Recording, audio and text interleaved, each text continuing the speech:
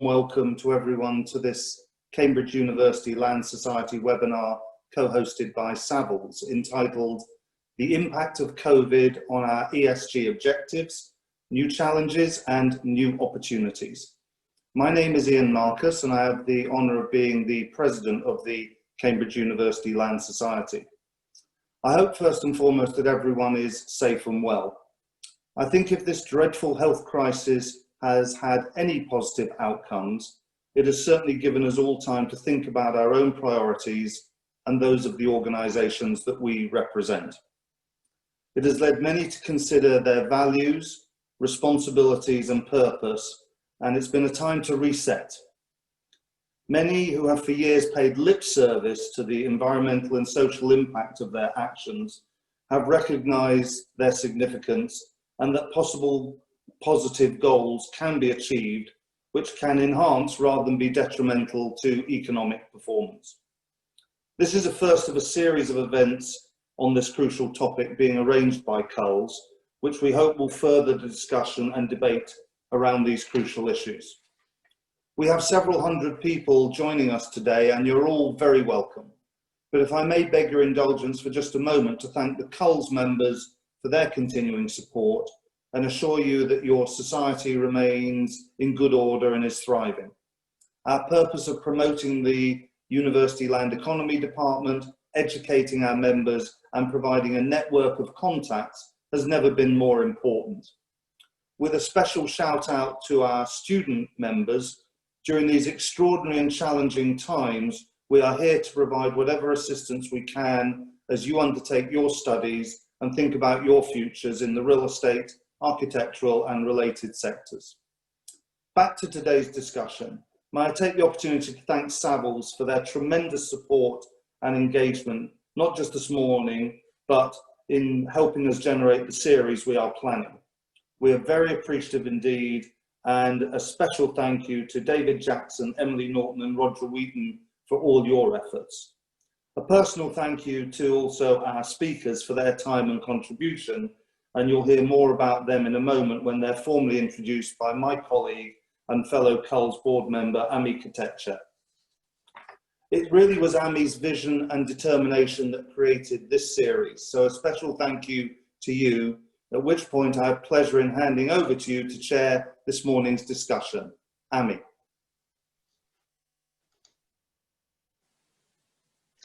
Thank you, Ian, for a very kind introduction, and good morning and welcome to our first CULS event on ESG. I hope you have all indulged in a suitably planet-friendly breakfast before joining us this morning. The pandemic has brought several major issues of our times into greater scrutiny, including climate change, economic, social and gender inequalities and mega trends, such as the use of technology, millennial consumption patterns, and even stakeholder capitalism. In a very short span of 6 months, the built environment has experienced some unprecedented stress tests in terms of capacities, use, location, access, and management. There is a renewed focus on social health and housing infrastructure. Referring to the silver lining that Ian spoke about earlier. We have many questions, however, today about the impact of the pandemic on our ESG objectives and what it will take to build a resilient future-proofed real estate sector. And I'm very grateful to our highly qualified panelists who've joined us today, who are industry leaders and trailblazers as far as sustainability is concerned, and who are here with us today to share their views. May I kindly ask our panelists to join me via video as I introduce each one of them. Thank you. Nina Reid is Director for Responsible Property Investment at M&G Real Estate. Nina has been in a leadership role at M&G for over 9 years, driving its responsible property investment strategy to create and manage world-class places which deliver positive value for its investors, society, and the environment. Nina is a Cambridge graduate, of course, with a degree in natural sciences. In addition to a role at M&G, she currently chairs the Better Buildings Partnership's Net Zero Working Group and also participates in the IGCC group on climate change. Bill Hughes is head of real estate, head of real assets at Legal and General Investment Management. Bill doesn't require any formal introduction. He leads a team with circa 25 billion of assets under management, and he has been at L&G for 13 years and is responsible for transforming L&G's UK property fund management business into a global reaching real assets platform. In 2016, Bill was appointed as chair of the Property Industry Alliance. He also is a trustee at the UK GBC and a past president of the BPF. Bill and Nina, please switch on your cameras and join me. I request Judith Everett now to join me as well, Chief Operating Officer at the Crown Estate. As COO, Judith is a member of the Executive Committee and leads on responsible business engagement and resilience. Her focus is on bringing an outside-in approach, weaving together activity across the company to help the Crown Estate move forward as a purpose-led organization. As a significant contributor to the UK Treasury, the Crown Estate has returned over £2.8 billion over the last 10 years, managing a portfolio of assets of circa £14 billion. Judith is Deputy Chair of the CBI's London Council and a trustee of the UK Green Building Council. Welcome all to the ESG panel at Culls today. So first of all, and perhaps before we head into a discussion about the impact of COVID, I would like to give our audience I'd like to ask our panelists to give an audience an update from their perspectives on the environmental front. I think it's really important that we first talk about whether, as 40% emitters of GHG emissions, tell us whether we are taking our responsibilities seriously. Is the real estate sector stepping up to its environmental responsibilities? Have you seen any changes? And if you could respond perhaps, giving us some overview from your perspectives as industry stewards in your roles at IGCC, PIA and the UK GBC.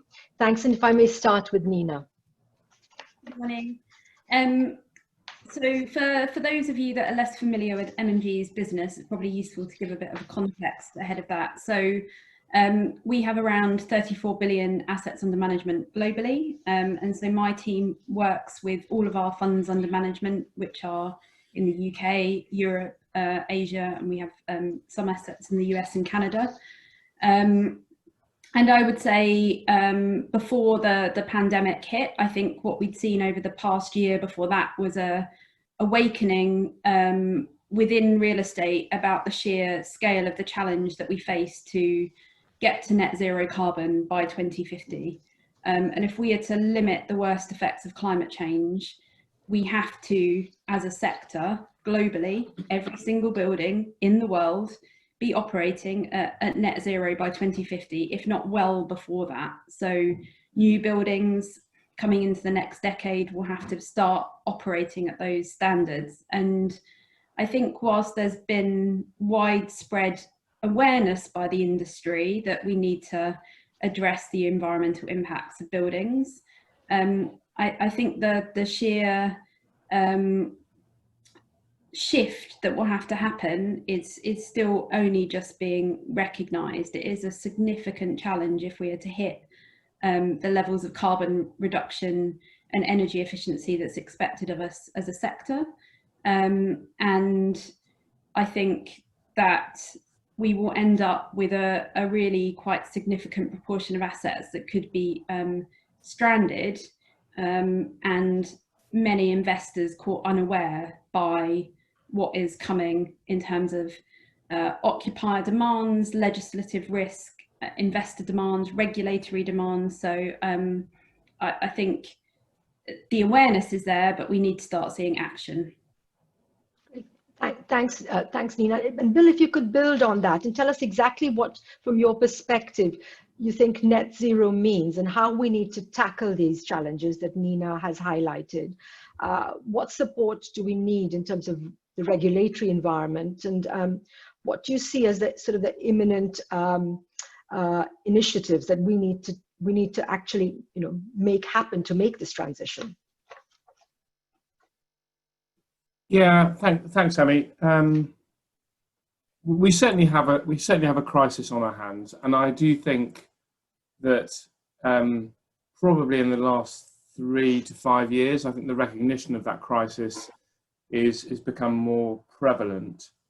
I think the terminology that people use now has materially changed. The word net zero, or the expression net zero, is very much in everyone's parlance, and I think then you start thinking about how do you achieve net zero.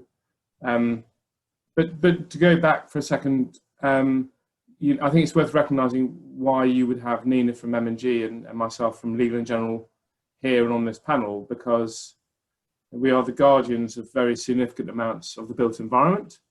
I'm, in my business, running around about 36 billion of assets under management. But as we know, the built environment has historically always been a major contributor to the carbon footprint of society. So I think we're in a privileged but challenged position in terms of what we do with the assets that we own, that we manage.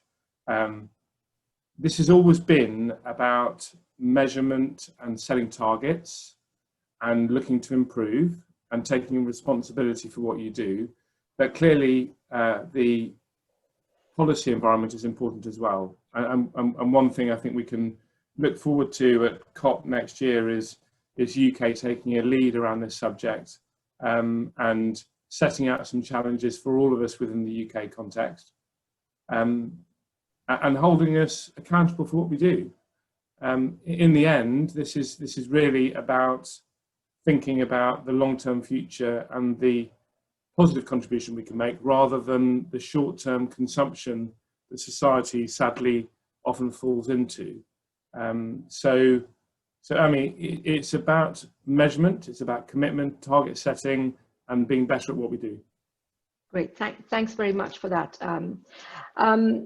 You've set the scene for some major challenges, and I'm hoping that Judith will give us an overview from your perspective in terms of your involvement in renewable energy and the contribution of that to offsetting and meeting some of these targets, because obviously net zero has, there's two aspects to it. There is the positive aspect where we need to actually take risk mitigation measures in terms of our new build, but there's the whole retrofit world, which constitutes about 80% of the standing stock at 2050 is what we're all envisaging, and what we do with that.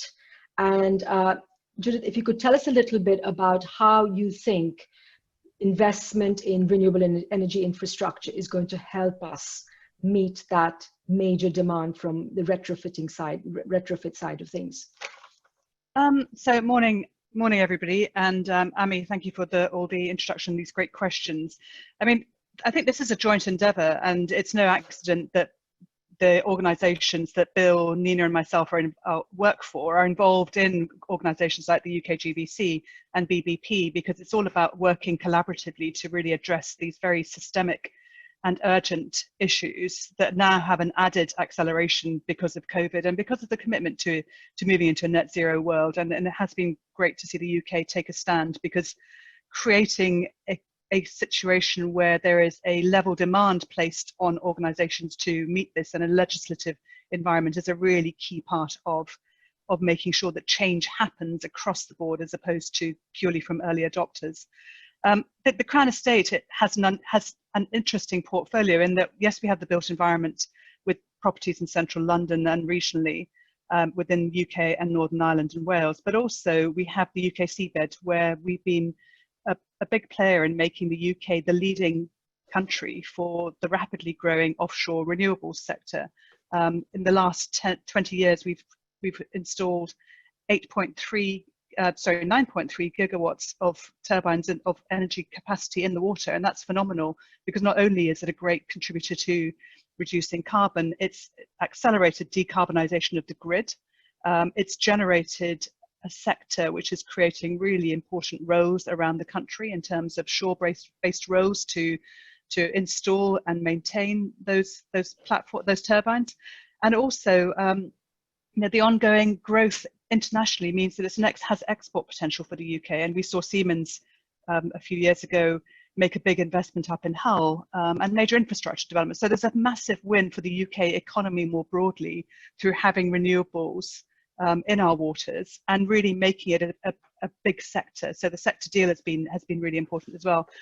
And I give those broad examples that take us quite a long way from ESG just to show that this is really systemic change we're talking about, and net zero is hugely important, and the built environment has an enormous role to play on that, in that. But it is really important we think systemically about issues. So if we all get purely obsessed on net zero, we miss biodiversity. And I think it's fair to say that the pandemic has come about as a combination of the situation we're in environmentally, not just because of climate change, but also because of the biodiversity impact of human encroachment into areas. So I think it's really important that we as professionals in whatever sector we're in really think systemically and living within the planet's resources and actually seeking to replenish as opposed to purely draw down on for our short term. And even if that interest is long term, it's still relatively short term in planetary epoch eras. So I think it is important we work together, we work systemically, and we really challenge ourselves to take big steps. So the final part of your question about how does the retrofit sector work is a really important piece for us, because a large percentage of our assets, certainly in central London, are what would be called heritage assets. So we can't knock down completely, and nor would we want to knock down completely and put in place a huge, enormous glass edifice.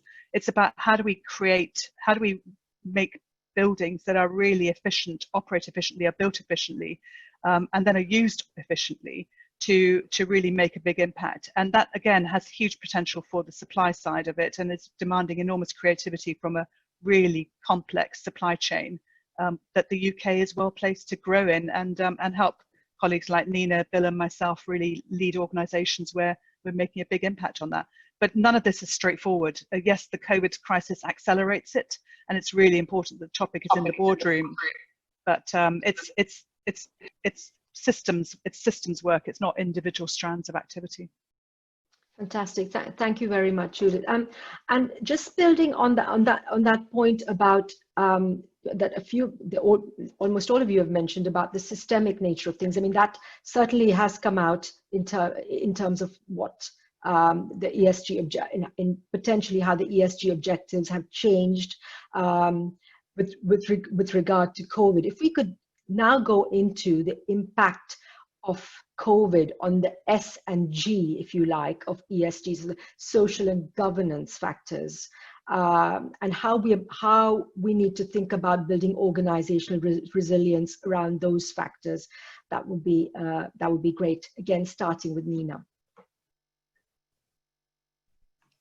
Yeah, I mean, I think having sort of followed on from talking about climate risk, I think one of the trends that we've obviously seen with COVID is that we've got the immediate challenge piece. So how do we work with our occupiers to help them and sustain their businesses, and you know, for us ensure ongoing partnership with them.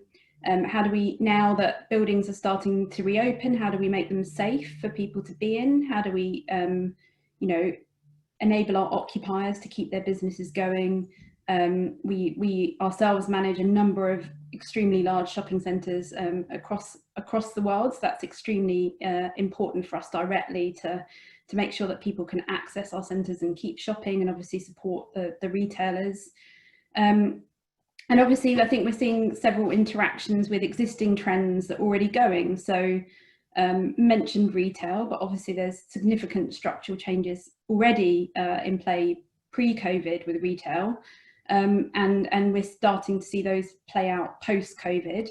Again, offices pre-COVID, changes about how offices are used, flexible working, expectations of our occupiers. I think, again, we will only see that accelerate. And I think offices in particular, we think that the sort of flight to quality and S and G being very integral to that, and the E as well. So occupiers demanding space that enables flexibility, well-being, supporting worker productivity, probably alongside that trends about better interrogation of air quality in the building, temperature, etc., related to COVID, but accelerating those trends that we'd already seen pre-COVID. I think, Amy, in your introduction, you mentioned about affordability. I mean, I think, you know, where people want to live, how far they're willing to commute, all of those trends that were already in play, I think, have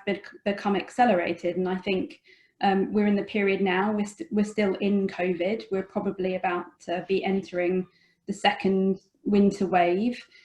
So we still don't entirely know how long this is going to go on for and how it's going to play out. But I think we can say with some certainty, we will see some changes within real estate and the expectation on us as an owner to adapt to these new requirements.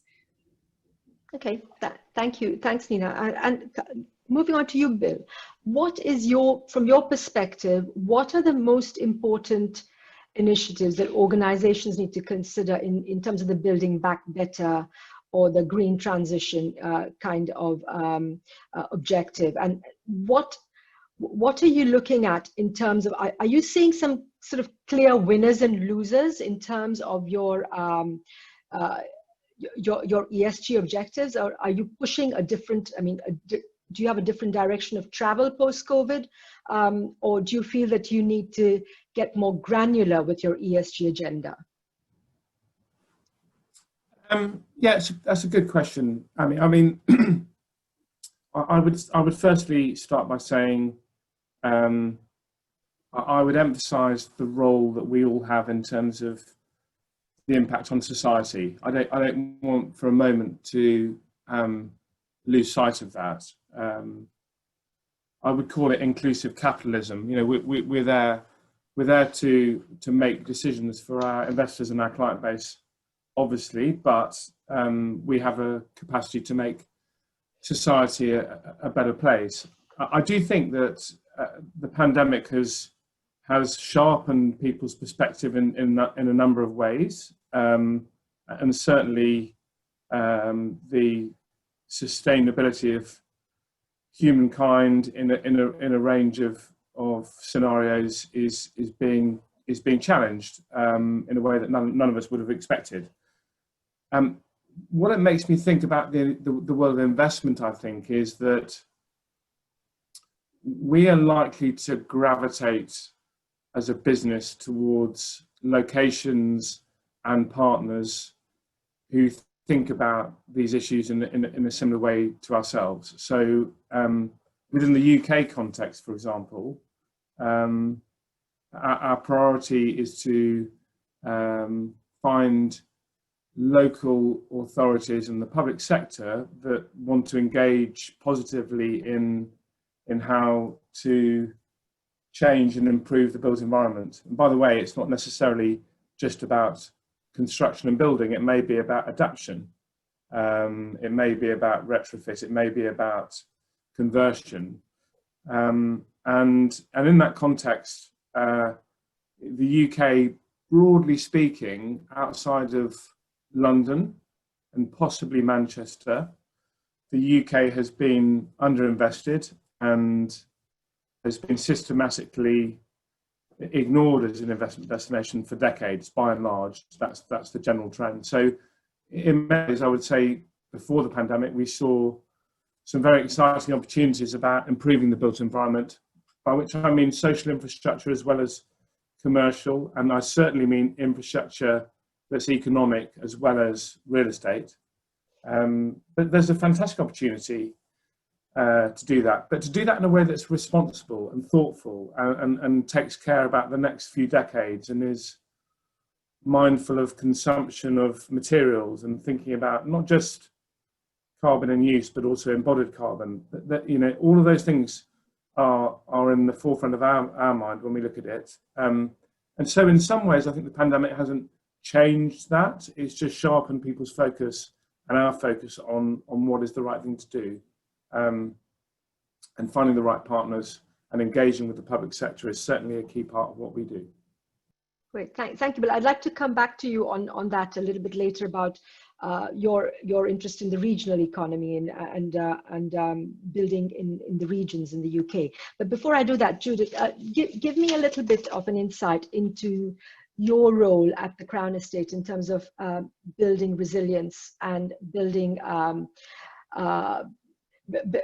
building a community of professionals there who actually have and share the same values and the same sense of purpose that you have. I'll take myself off mute first.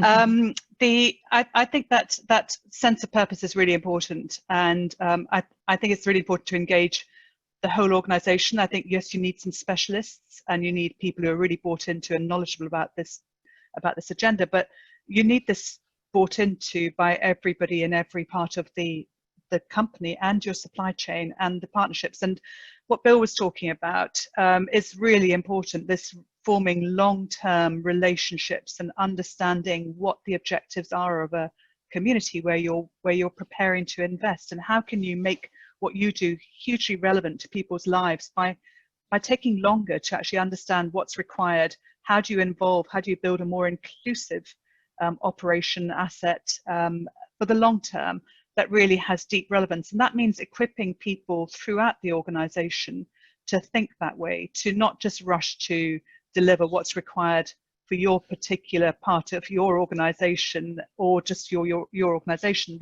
The importance of us thinking long term and really understanding how we can make a positive impact on people's lives, because the built environment has a huge footprint. And certainly, as somebody who joined it 7 years ago with very little knowledge of the built environment, other than, obviously we all live somewhere and we all exist somewhere, so you're experiencing it all the time. And I think as a sector, it's relatively inward looking. And I think what all this embracing of the ESG agenda and drawing in people from other sectors is doing is making the sector more outward looking. And I think that's really important. So a big part of my role is to really keep drawing in that external thinking, making connections outside, but making sure that's fused throughout the organization. So we're doing some work on our purpose at the Crown Estate. We have a new chief exec, Dan, who joined in December. And our previous chief exec had really championed this agenda. There's nothing like a change of leadership, then accelerated by a massive crisis like the pandemic, to really bring front and center to the organization how important landing a purpose that galvanizes the entire organization is. And our constitution makes that, does a lot of the early work for us, in that we are set up to deliver value for the UK in perpetuity. We're a long-term player. The assets we look after belong to the monarch, but the profits from it all go back to the nation. So there's a huge responsibility on us to make sure we continue doing that. And given that we are acting in the interests of the nation, what we do at a local level, whether it's in Foss Park or in Regent's Park, is really, really important, because we need to make sure that we are thinking long-term and how we involve people. And I think it's fair to say we haven't necessarily always done that. And what we're working on now is how to really galvanize the organization and everybody we work with to be doing that.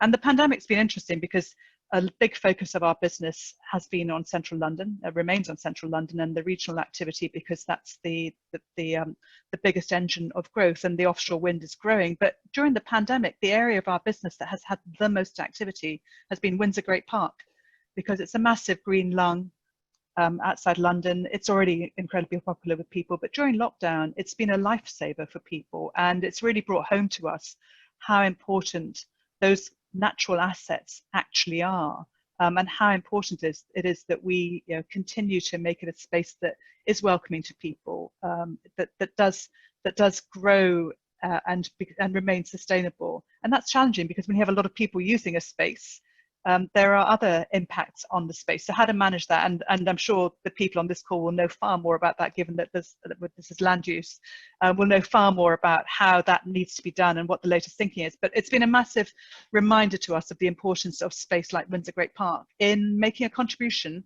to how the UK's well-being. Fantastic. Thanks, Judith, for that. And that brings me on very nicely to my next question, which is related to the fact that we are, in fact, we are the destination for investments, pensions, and savings. And we have to make sure that we safeguard the interests of everybody who invests in the built environment. And also make sure that we provide what is future-proofed and resilient for the long term. Now, from that perspective, if I could turn to Nina, what in your view is the role of ESG? Is it literally a catalyst for us to mitigate our climate risks and our governance risks and create social value, or is it much more than that? Are you seeing or envisaging a scenario where ESG stops being seen as a non-financial set of parameters and becomes part of a mainstream asset allocation strategy? And if you could perhaps delve into your understanding of this from your international perspective. M&G have investments in Asia and Australia as well. And if you could give us a little bit of a flavor of how it is seen there, perhaps, vis-a-vis how it is viewed in the UK. Thanks. Very broad question, so I think I'll take some aspects of it. Yeah. I mean, I think what we are seeing is a better integration of externalities that have been, to some degree, reasonably ignored by the financial sector. So, carbon emissions, the impact we have on people's, communities that was touched on earlier, all of those aspects that the built environment touches on and influences, but perhaps has not been properly factored into our decision making. I would say ESG is just a better integration of all those factors, positive and negative, we have that are non-financial. And I think what we're starting to see is that some of those are becoming extremely material to how our business operates. And we've had lots of examples of why that would be and how that's coming to play. And very much for ourselves, and this is global, that we are starting to see that those issues, and I would say some of them are probably gaining greater weight at this point in time globally than others. So I would say the climate and environmental trend is a global trend. We are seeing that across the board, every market we operate, there is a focus on climate change and how we mitigate that. And we are integrating that and thinking about that within our investment decision making, because we believe that we have a role to play in reducing carbon emissions. M&G PLC, we have a net zero by 2050 target across all of our investments. That includes real estate. So we proactively are trying to reduce our own emissions, and therefore that has to influence what we buy. But we also believe that there is a stranded asset risk going to happen, and the fact that investors who, we are stewards of their money, these medium term trends are going to have an impact on the returns of the portfolio if we're not managing that properly.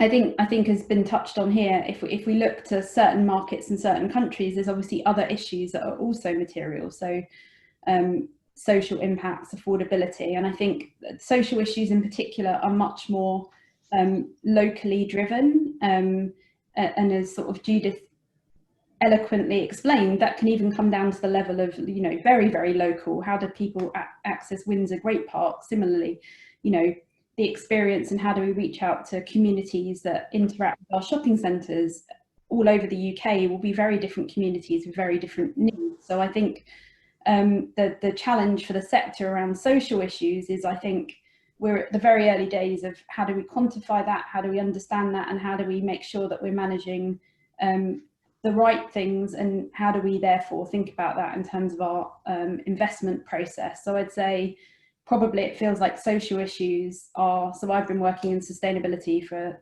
over 15 years, but I think social issues feel like where we were with some of the environmental issues perhaps about a decade ago, but we're seeing extremely fast evolution of measurement, management, comparison of that. So I think the trend we're seeing and will only accelerate is better integration of ESG within what we're doing and how we invest. Nina, just building on that before I move on, it would be great if you could give us some examples of how you embed those ESG parameters into your financial decision making and your asset allocation strategies. I think that audience would benefit from a live example. And also, obviously, I should draw on the fact that M&G have achieved the highest rating possible on GRESB scores. So what does that translate into? What does that mean? And how, for an organization perhaps that does not participate in GRESB at the current time, what would they need to do in order to start thinking along those lines and participating? So I think one of the things that I have been doing in role and working with the entire business is about embedding this into everything we do. So thinking about the whole portfolio. So I would say as a sector, there is a bit of a tendency to talk about really great examples and perhaps not think about the less glamorous and exciting parts of the portfolio. So for us, we manage a huge array of different buildings, industrial, retail parks, shopping centres, offices, and it's very easy to find examples of individual aspects, but we are very much trying to think about the whole portfolio and bringing them along and setting targets for the whole portfolio. So I guess on specific examples of that, one of the things that we've been doing, for example, in our European and Asian portfolios is a very strong focus on in-use certification across our portfolios. So certifying using green building standards, how are those buildings doing in use? And that is driven to answer our investor questions and things like GRES, where you get a lot of credit for having certification, but also because the occupier market is demanding transparency around that. So obviously then once you are demanding certification, you start to think about that in terms of the assets you're buying, how quickly do you want to get certification on lots of buildings that don't have it in your investment process. And I think we're definitely already seeing in some markets that that there are minimum standards kind of being expected by occupiers. So Australia is a highly cited example of that. It has a very good, transparent building certification standard called NABERS. We've seen through the use of NABERS very fast acceleration of performance, because obviously investors understand the performance of the buildings, occupiers can demand certain levels, and it's all very simple. You don't need to understand what's underneath the bonnet. You just need to say, I want a 4-star building, or I want a 5-star building. And I think Judith said it earlier, we need the whole supply chain to align. What you see in Australia is because there is a single standard you're working around, you do see alignment. So you're now starting to see that meeting certain levels of NABERS being integrated into contracts for contractors, so contractors understand how they're going to do it. We see much better building modelling. So I think Australia being a great example. So therefore for us, knowing the market expectation, when we buy buildings, we're able to understand, do they meet the market expectation, or if they don't, what would be the cost for us to upgrade that building, and how does that sit in relation to our expected returns for that building. And I think we are starting to see the same pattern and trends emerging across the UK and Europe in what we expect and how we embed that into our investment decision making. Thanks, Nina. Over to you, Bill. Question related to what you touched on earlier in terms of your selection process and selecting partners that think like yourselves. Where do you think that, or what is your kind of modus operandi? How do you actually go about that selection process? And where do you think ESG scorecards fit into that entire matrix of your asset allocation strategy? I mean, are they really up there, or are they still treated as additional non-financial parameters that you consider after you have weighed out the financial return aspects of a potential investment or asset allocation? Yeah, I don't want to pretend that this is easy, okay? Because I think for a start, we've all been thinking about the financial implications of what we do as investors forever. But I think the difference is now that alongside that, we think about ESG and the impact on the environment, the impact on society, and of course, if you stand back from it, it's entirely coherent that long-term capital, and by the way, it's really the pensions and savings of society, is trying to do the right thing by way of the impact on the environment, the impact on society, recognition of the various stakeholders.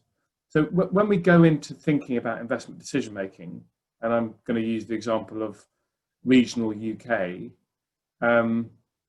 we start by looking for opportunities that are viable or investable or going to create some sort of return for our investors, because that's our fiduciary responsibility. But what you find around the UK, especially in the public sector, are individuals who are probably starting with a consideration of what does it mean for society, what does it mean for a community. The cynic in me would say, what does it mean for an electorate? Because some of these individuals might be thinking about their political position. But giving a more generous view of that, it's really looking for, over the next few decades, what is the right thing for long-term capital to be doing in this location, in this community, for these people. So actually working in partnership with the public sector provides a very useful perspective versus what might otherwise be an excessive focus historically on the financial implications without thinking about ESG. And so when you find enlightened individuals in the public sector who want to make a difference, who want to make sure that long-term capital finds opportunities to participate over several decades, that's a real joy. I mean, we've done that. I'm going to talk about Newcastle, I think. In Newcastle, we found a range of individuals in planning and the chief executive there who have worked with us to provide a very long-term sustainable plan for how we improve parts of the city, how we improve society, how we make sure we have a positive impact, how we create social value, how we don't damage the environment. In fact, how we improve the environment by setting exemplar schemes up and learning from those and encouraging actually the university to research and participate in that. And in aggregate, it's been a very holistic investment approach, very different from the narrowly defined financial approach that perhaps would have been going on 20, 30 years ago. And as I say, if you find the right partner, then actually that's very beneficial, because the perspective you have and the criteria you have for success is drawn very much more widely than it would be if you were doing things on your own. Great, thank you very much. That's very interesting. Building on that, Judith, my question to you would be, and you've touched on this earlier as well, on the importance of creating social value within your organization, as well as within your occupier community. How does the Crown Estate go about measuring that impact? Because there's a lot of discussion about measurement and delivering on KPIs related to that measurement, right from in boardrooms and C-level kind of KPIs down to everybody working within organizations. And related question to that is, do you consider that that should be the way forward? I mean, the Crown Estate has a very long-term view of things, and that's to your great benefit. Do you consider that measuring and scoring are important contributors to change? So Nina, there's that well-known saying, what's measured gets done. We live in a world where metrics matter. I think we're a very long-term player, but so are the organisations that Bill and Nina work for. They manage our money, our pensions.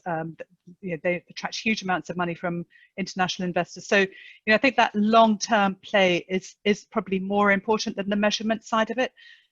I think measuring social impact is really challenging, but it's a very hot topic at the moment because it is the area of the ESG agenda that's sort of drifted behind. I think on the environment side, from the 90s onwards, we've been developing metrics of how to measure carbon, although we still don't, in my mind, have a really effective carbon price that would give us a standard playing field in terms of how people measure the cost of carbon. But I think that's the environmental side of the equation is fairly mature, and those metrics are international. They make sense. There's a common language.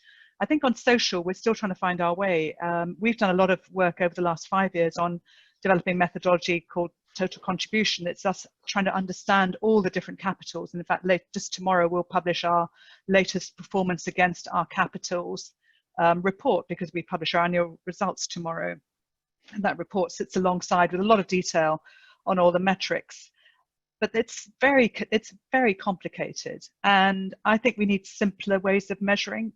As part of our purpose review and our strategy refresh, we're also looking at our metrics for our company as a whole, so that we do build a way of evaluating things in the round. So we genuinely are looking at the metrics around environmental and social as well when we're making our investment decisions in a consistent way, and then evaluating in a consistent way, which we do to a certain extent, but this is really refreshing it, making it much simpler, drawing on some of the good work that's happening around the place.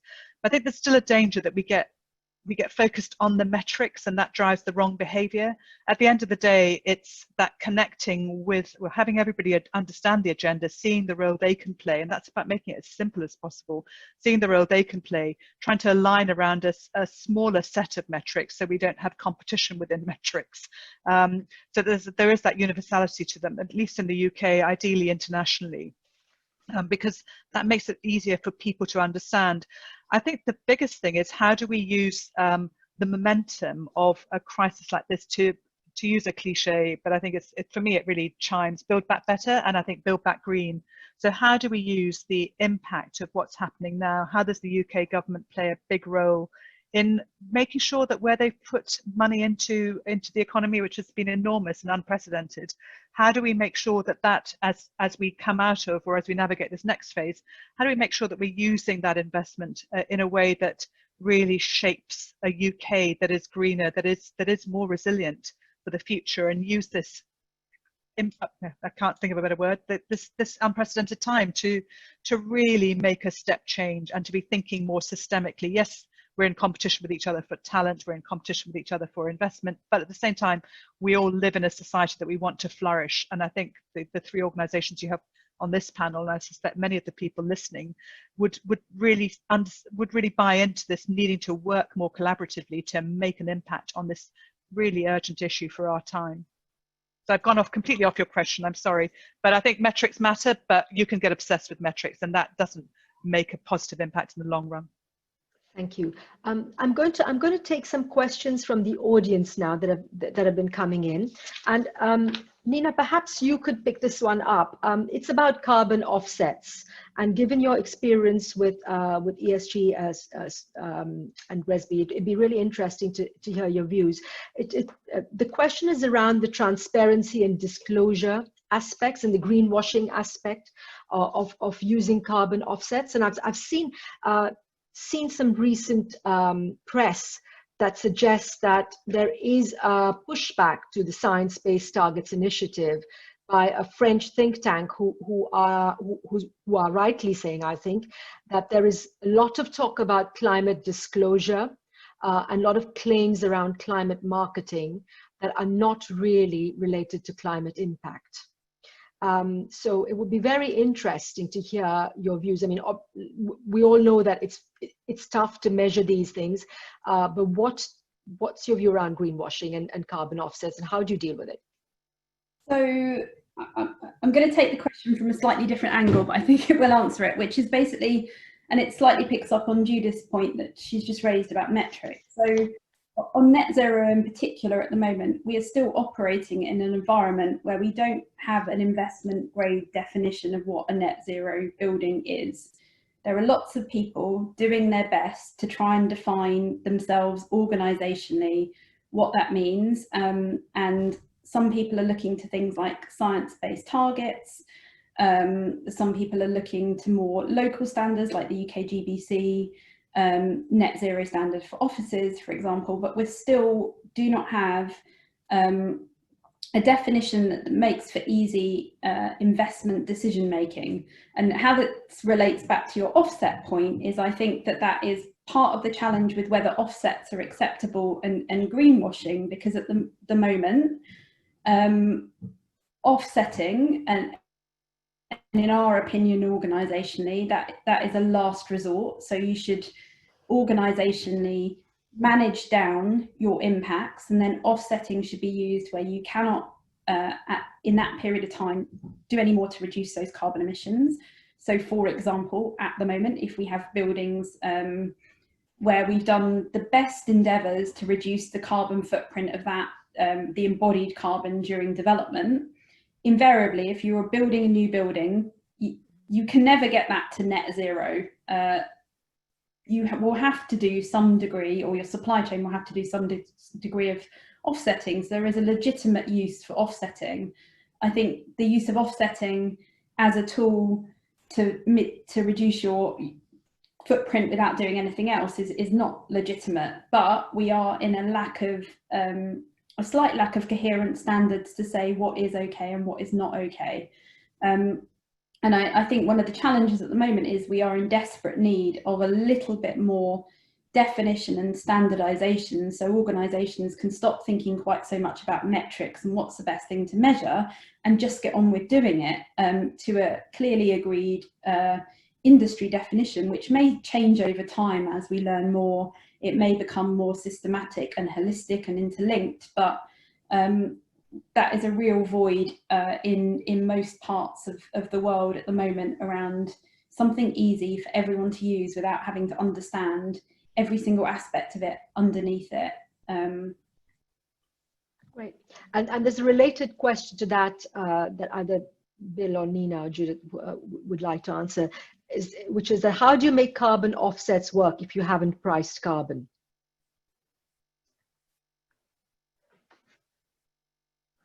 Would any of you like to take that question? I think I would just echo Nina's comments about offsetting has to be your last resort. I think and also we need to have better transparency on the quality of the offsets. So and that does require some standardization in terms of how they're measured. My point about carbon is that the price is too low. I think we need a realistic price of carbon, and I just think that's a big hole in the equation at the moment. Great, thank you.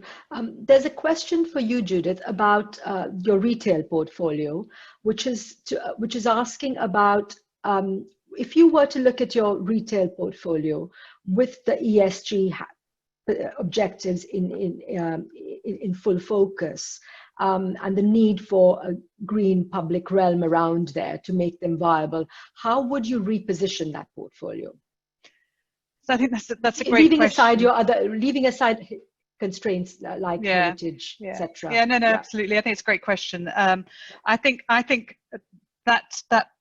that sector is the one where we're going to see the most change and rapid change, because although many of those retail sites have performed really well during the pandemic because they have a mix of outlets, operators who consumers have needed to use and have been open throughout, that they've provided some really valuable service. But I think there's a much more of a move towards mixed use, and I agree completely that how do we make them greener? So by nature of them as asset classes. If they're out of town, people tend to drive to them.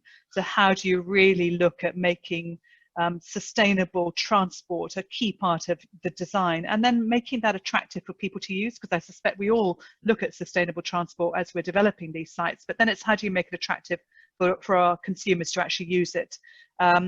And then how do we create the buildings there that perform? So there is a lot of work on that front, but for me, it's, again, I feel like I'm repeating the systems piece. I think those sites are really good examples of how we'll see them change to become much more mixed use, obviously working with local authorities on what works for that particular part of the world, but also working with the local communities around them. What we have been doing is looking at how we can not only make them as environmentally sustainable as possible, and I admit that that's not as green as we would like them to be, but that's where we are right now. But it's how do we make sure that they work for the communities around them in terms of what's on site, but also access to jobs, and really working with our customers who are going to be based there to run careers fairs, work with the local job centres to make sure people who are having difficulty getting into work are encouraged to come along to those, tap into the training, the packaging, the range of services that are available, to really make sure those sites not only have a service that people require, but that the local communities can get access to the opportunities for them economically that come from them being on their footprint. So I think there's a lot more to go in that space, a lot more to go in our whole space, as we've heard from all three of us this morning. But I think that's a really exciting area where I think a lot will change over the next few years.